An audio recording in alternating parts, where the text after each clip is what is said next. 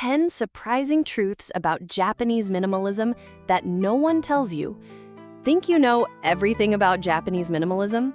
What if we told you that most of what you see online completely misses the real story behind this ancient practice?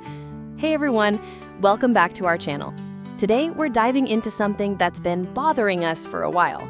All the misconceptions floating around about Japanese minimalism. Everywhere you look online, you see these perfectly staged photos of empty white rooms and people claiming that Japanese minimalism is just about getting rid of everything you own. But that's not the real story at all. We've been studying the actual cultural and historical roots of Japanese minimalism, and what we discovered is so much richer and more fascinating than the simplified version you usually see on social media. The truth is, real Japanese minimalism has been practiced for over 1,000 years, and it's deeply connected to spiritual traditions, seasonal cycles, and a completely different way of thinking about what makes life meaningful. So today, we're sharing 10 surprising truths about Japanese minimalism that nobody seems to talk about. These insights completely changed how we understand this practice, and we think they might surprise you too. Trust us, by the end of this video, you'll see Japanese minimalism in a totally different light. Truth 1. It's not about empty rooms, it's about living in seasonal living. The first surprising truth that blew our minds is that traditional Japanese minimalism isn't about having empty, stark spaces all year round. Instead, it's about living in harmony with the seasons and changing your environment to reflect the natural world around you. This concept is called seasonal arrangement or seasonal decoration, and it's been a core part of Japanese culture for centuries. In a traditional Japanese home, the same space might look completely different in spring versus winter. During cherry blossom season, you might display a single branch of sakura flowers in a simple vase. In autumn, you might showcase beautiful red maple leaves or persimmons. Winter might call for evergreen branches or simple, elegant ornaments that reflect the quiet beauty of snow.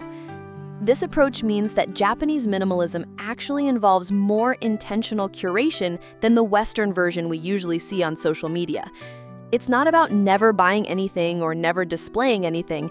It's about being deeply connected to natural cycles and allowing your living space to breathe and change with the rhythms of the year. This seasonal mindfulness also connects you more deeply to the passage of time and the natural world, which has been shown to reduce stress and increase feelings of well-being. Truth 2. Quality and craftsmanship matter more than price. Moving into our second surprising truth, we discovered that Japanese minimalism places enormous value on craftsmanship and quality, but in not the way you might expect. It's not about buying the most expensive things you can afford, it's about understanding and appreciating the skill and care that goes into making beautiful and functional objects. In Japanese culture, there's this deep respect for artisans and the time-honored techniques they use to create everything from pottery to textiles to wooden furniture.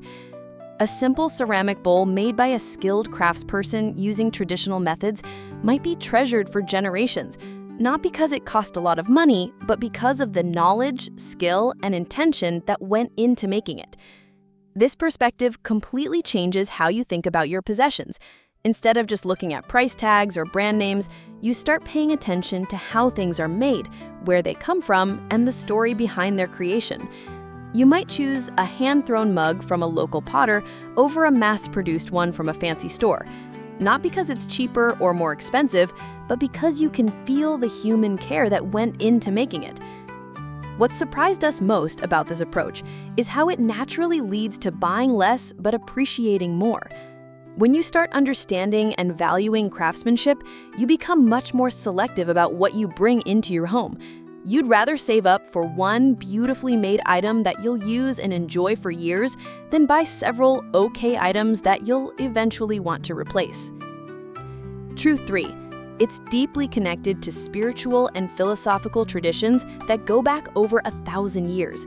The clean, uncluttered spaces we associate with Japanese design actually come from Zen Buddhist temples and tea ceremony practices. In Zen Buddhism, the physical environment is seen as a reflection of mental clarity and spiritual development. A cluttered, chaotic space is believed to create a cluttered, chaotic mind, while a clean, simple space supports meditation, mindfulness, and inner peace. This isn't just a nice idea, it's a practical approach to creating conditions that support spiritual growth and emotional well-being. The Japanese tea ceremony, which has been practiced for centuries, demonstrates this connection perfectly. Every element of the tea room is carefully chosen and placed to create an atmosphere of tranquility and presence. Nothing is random or accidental. Every detail serves the purpose of helping participants slow down, pay attention, and connect with the present moment.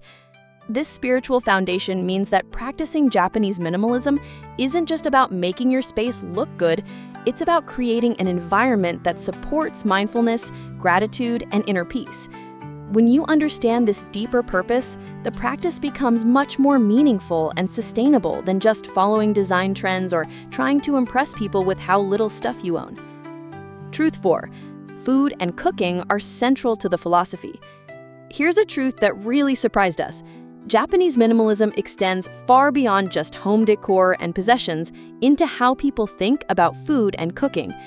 In traditional Japanese culture, meal preparation and presentation are considered art forms that embody minimalist principles in beautiful ways. The concept of wasuku, traditional Japanese cuisine, emphasizes using the freshest, highest quality ingredients and preparing them in ways that highlight their natural flavors rather than masking them with heavy sauces or complicated techniques. This approach to cooking is minimalist, not because it uses fewer ingredients, but because it focuses on bringing out the essential character of each element. Japanese food presentation follows similar principles to Japanese interior design. Lots of white space, careful attention to color and texture, and an overall sense of balance and harmony. A traditional Japanese meal might look simple, but every element has been carefully considered and placed with intention. This extends to kitchen organization and equipment too. Traditional Japanese kitchens often have less gadgets and tools than Western kitchens, but the tools they do have are high quality, versatile, and well-maintained. A sharp knife, a good cutting board, and a few well-made pots and pans are valued more than drawers of specialty gadgets that get used once and forgotten. Truth 6. It actually celebrates imperfection and the aging process, which is completely opposite to the sterile, perfect aesthetic you often see in Western interpretations. This concept is called wabi-sabi, and it finds beauty in things that are worn, weathered, or imperfect. A wooden table that shows the marks of years of family meals isn't seen as damaged. It's appreciated for the stories those marks tell and the character they add to the piece. A ceramic bowl with a small crack might be repaired using the traditional kintsugi technique, where the crack is filled with gold, making the repair a beautiful feature rather than something to hide. This philosophy extends to how people think about their homes and possessions over time. Instead of constantly trying to keep everything looking brand new or replacing things the moment they show wear, there's an appreciation for how objects develop character and beauty as they age. This creates a much more relaxed and sustainable approach to living with your belongings. What we found most liberating about this perspective is how it removes the pressure to maintain perfection.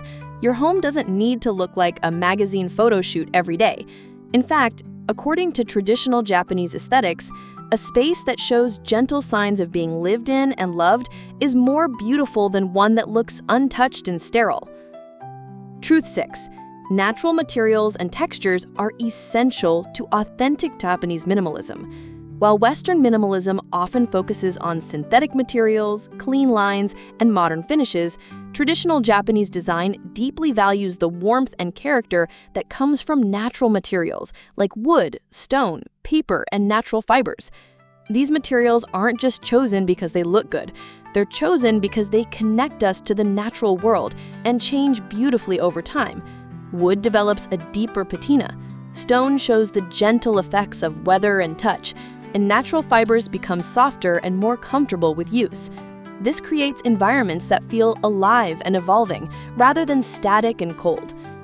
The textures of these natural materials also play a crucial role in creating the peaceful, grounding feeling that Japanese spaces are known for.